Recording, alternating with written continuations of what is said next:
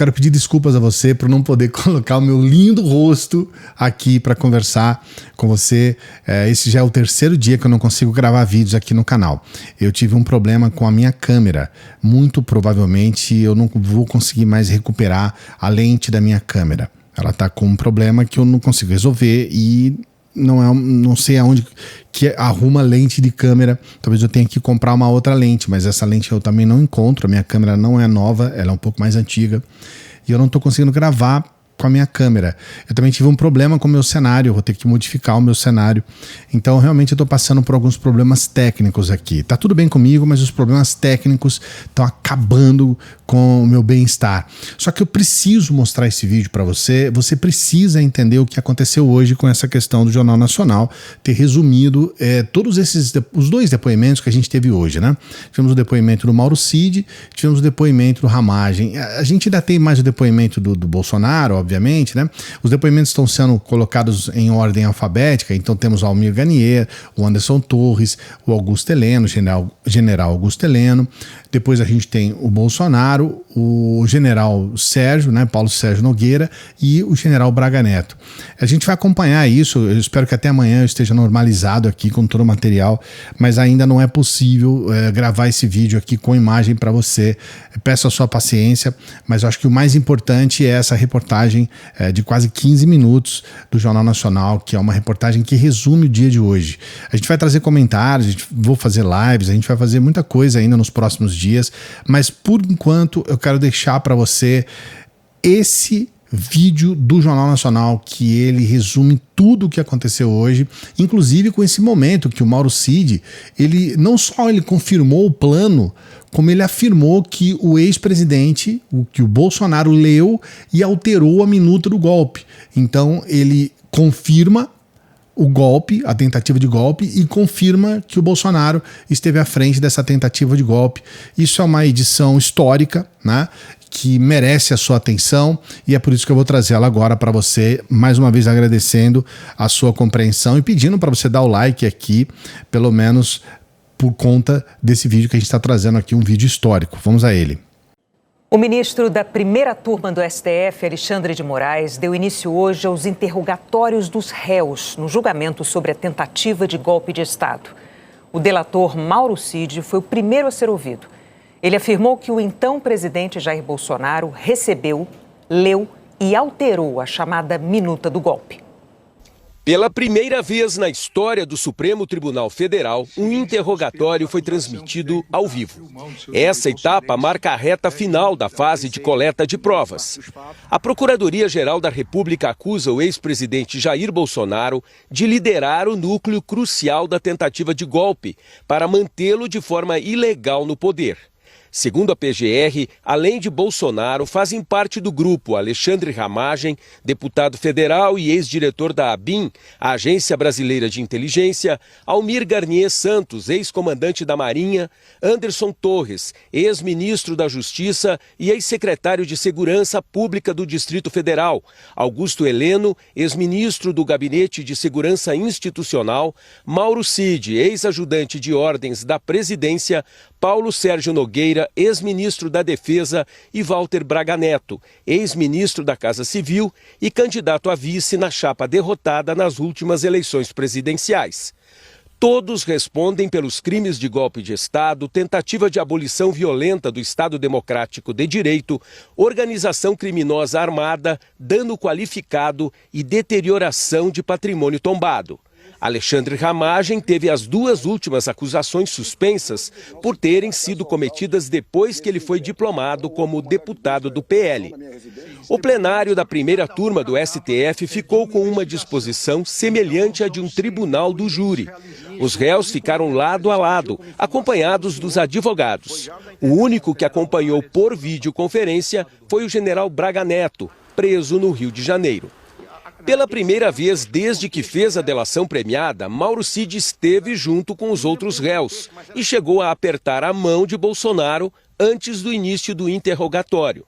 Antes das perguntas, o ministro Alexandre de Moraes lembrou que todos os réus têm direito de permanecer em silêncio ao serem interrogados e reforçou que essa fase é o momento em que podem apresentar argumentos e versões sobre os fatos investigados.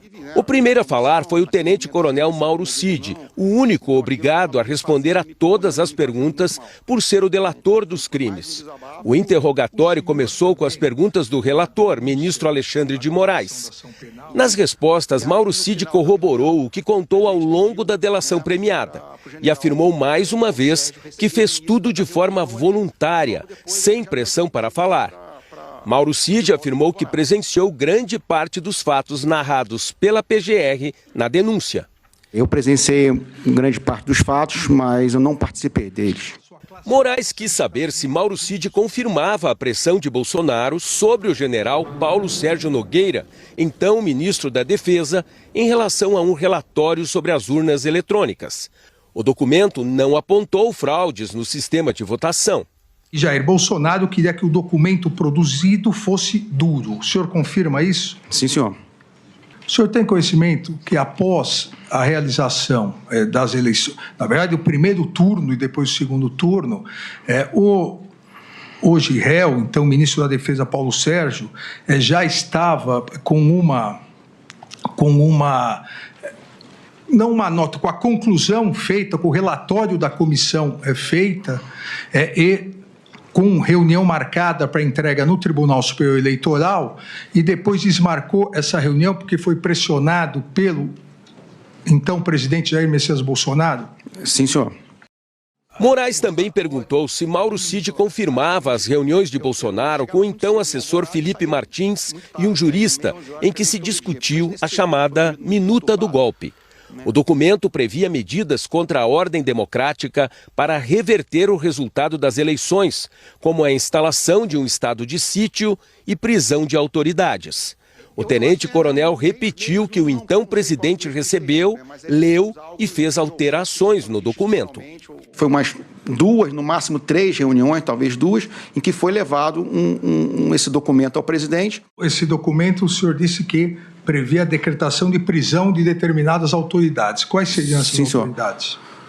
Ministro, basicamente, vários ministros do STF, o presidente do Senado, acho que o presidente da Câmara não, mas eram de várias autoridades, assim, tanto do STF como do Legislativo. Também previa, o senhor disse, uma comissão eleitoral. Sim, senhor. Essa comissão eleitoral iria... Qual seria a função dessa comissão eleitoral? Eu não me ative muito nos detalhes do documento, mas seria conduzir uma nova eleição, né, baseado numa eleição anulada, algo então, assim. Seria para conduzir uma nova eleição após a eleição já realizada. Sim, senhor. O ex-presidente Jair Bolsonaro recebeu e leu esse documento? Sim, senhor. Recebeu e leu. Ele fez algumas alterações no documento? Sim, senhor. Ele, de certa forma, enxugou o documento, né? Ele enxugou o documento, basicamente retirando as autoridades das prisões, né? Somente o senhor ficaria como preso. O resto não... Cid também confirmou que Bolsonaro apresentou esse documento aos chefes das Forças Armadas e detalhou conversas que teve com o então comandante do Exército, general Freire Gomes, sobre a posição do então comandante da Marinha, almirante Almir Garnier, em relação à tentativa de golpe. O general Freire Gomes tinha ficado muito chateado, porque o almirante tinha colocado as tropas, a Marinha à disposição do presidente, mas que ele só poderia fazer alguma coisa com o apoio do Exército. Além de Moraes, participaram do interrogatório o ministro Luiz Fux e o procurador-geral da República, Paulo Gonet. Os demais ministros da primeira turma enviaram juízes auxiliares. Paulo Gonet tratou do relatório do Ministério da Defesa sobre as urnas. Mauro Cid voltou a confirmar a tentativa de interferência de Bolsonaro. O general Paulo Sérgio tinha feito um documento não mais simples, mas um documento com uma conclusão muito mais técnica, dizendo que não houve fraude.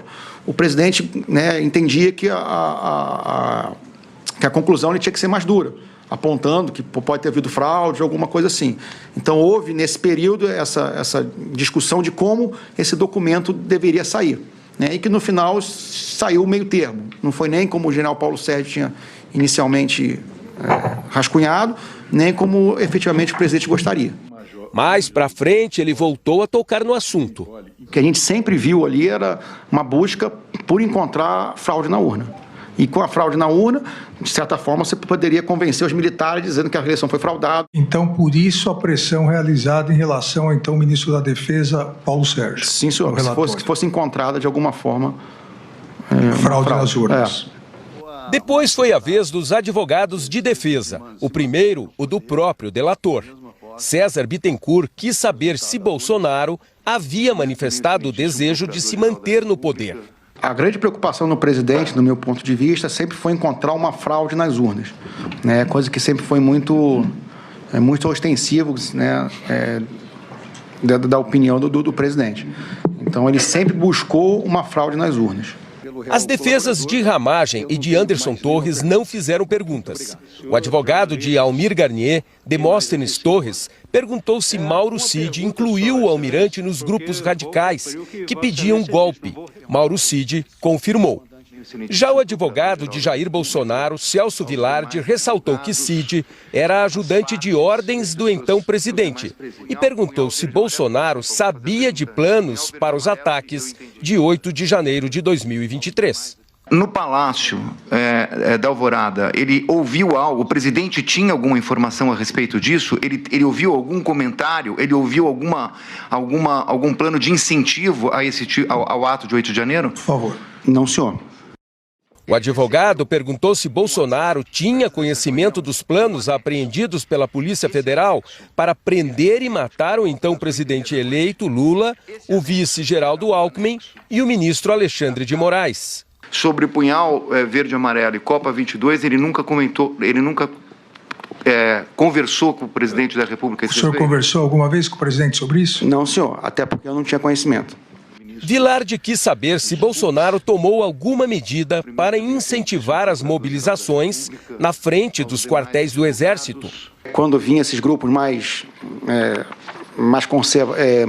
conservadores falar para o presidente, um dia ele deu a seguinte resposta: não fui eu que chamei eles aqui, não sou eu que vou mandar eles embora. José Luiz de Oliveira, advogado de Braga Neto, perguntou sobre uma das declarações de Cid durante o interrogatório, confirmando a delação, a de que o general enviou dinheiro numa caixa de vinho para ser repassado a um integrante das Forças Especiais. A PF aponta que o dinheiro foi usado para financiar uma suposta ação contra Moraes. Por que, excelência, eu gostaria de saber do réu colaborador, ele demorou 1 ano e 3 meses para trazer este fato ao juízo e a todas as pessoas desses autos? Pode responder. Na minha cabeça, eu vi que era um dinheiro para tentar ajudar, trazer manifestantes para amigos, né, manifestantes para manifestação, para engordar a manifestação. Eu não levei para o lado que seria para tentar ou planejar alguma coisa. O senhor não acha relevante, acha normal um ex-ministro candidato a vice-presidente da República entregar dinheiro dentro de uma caixa de vinho para manifestantes?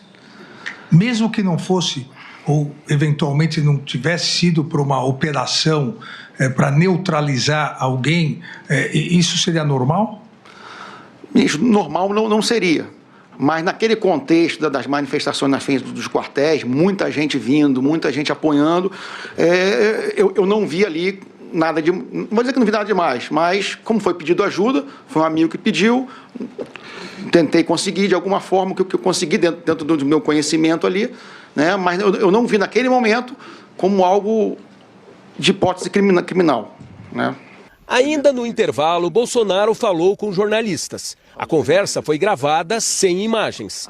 Bolsonaro disse que não convocou o Conselho da República e que não vê motivo para se preparar para uma eventual prisão no caso de ser condenado. Não tem preparação para nada, não tem por que me condenar. Eu estou com vocês tranquilo. Tá? Quando fala o tempo todo, assinar o decreto. Não é assinar decreto, pessoal. Assinar um decreto de defesa do sítio, o primeiro passo é convocar os conselhos da República da Defesa. Nem isso foi feito. Depois de ouvir Mauro Cid, Alexandre de Moraes interrogou Alexandre Ramagem, ex-diretor da ABIN, Agência Brasileira de Inteligência. Logo no início do interrogatório, o ex-diretor da ABIN, Alexandre Ramagem, afirmou que as acusações contra ele são inverídicas. Segundo a PGR, ele prestou auxílio direto a Bolsonaro para deflagrar o plano criminoso, fornecendo material com informações falsas sobre as urnas. O ministro Alexandre de Moraes perguntou se Ramagem foi o autor de um arquivo para desacreditar o sistema eleitoral. O ex-diretor da ABIN confirmou, mas negou que tivesse essa intenção. Esses são documentos pessoais, são documentos privados, não houve difusão qualquer, encaminhamento qualquer desse documento, era algo privado, com opiniões privadas minhas. Ramagem negou ter encaminhado o documento para o ex-presidente Jair Bolsonaro, como apontou a Polícia Federal no relatório da investigação. Afirmou que mandou para Bolsonaro apenas o trecho de um vídeo sobre evolução das urnas. Moraes então perguntou se Ramagem tem provas de alguma fraude nas urnas eletrônicas. O ex-diretor da ABIN negou. Em seguida, o ministro leu uma mensagem escrita por Ramagem com várias críticas a ele, Alexandre de Moraes, e perguntou se Ramagem utilizava a ABIN para monitorar ministros do STF. Nunca utilizei monitoramento algum pela ABIN de qualquer autoridade e, ao contrário do que foi colocado em comunicação, nós não tínhamos a gerência de sistemas de monitoramento, pelo contrário. Toda essa gerência de monitoramento, a auditoria foi feita por nós, ao contrário. Moraes também perguntou se Ramagem usava a estrutura da ABIN para beneficiar o ex-presidente Jair Bolsonaro e família. Investigações da PF relatam a existência de uma ABIN paralela com apurações não autorizadas de pessoas consideradas adversárias do então governo. Negativo, não houve essa questão. Ao Procurador-Geral da República e aos outros advogados de defesa, Ramagem reafirmou o que já tinha dito a Alexandre de Moraes. E amanhã, a primeira turma recomeça os interrogatórios com o ex-comandante da Marinha, Almir Garnier. Bem, como você percebeu, é uma reportagem histórica. Eu peço para você dar o like no vídeo, peço para você, por favor, se inscrever no canal. Eu peço a sua compreensão, a gente vai trazer imagens, né? Eu vou fazer as imagens aí, com certeza a partir de amanhã aqui. Mas até lá eu peço a sua compreensão, peço a sua ajuda. Eu, nesse momento, né, eu tive esse problema com a minha câmera, já estou ajeitando um novo cenário aqui, vai dar tudo certo. Não se esqueça de dar o like, não se esqueça que você pode nos ajudar. Dê essa força aqui pra gente, com qualquer valor pelo Pix. Eu acho que agora, mais do que nunca, porque eu tava vendo o preço de uma câmera, caramba, mais de R$7.000, R$7.000. Então agora eu preciso de uma ajuda também sua aí, mas a gente vai conversar tudo a partir de amanhã, que eu vou estar com a câmera, vai estar tudo certo. Até lá, espero que você tenha gostado aí da reportagem, dessa matéria especial do Jornal Nacional, edição de colecionador, e amanhã nós estamos aqui de volta. Muito obrigado, salve progressistas, eu sou o Clayson, a gente volta amanhã.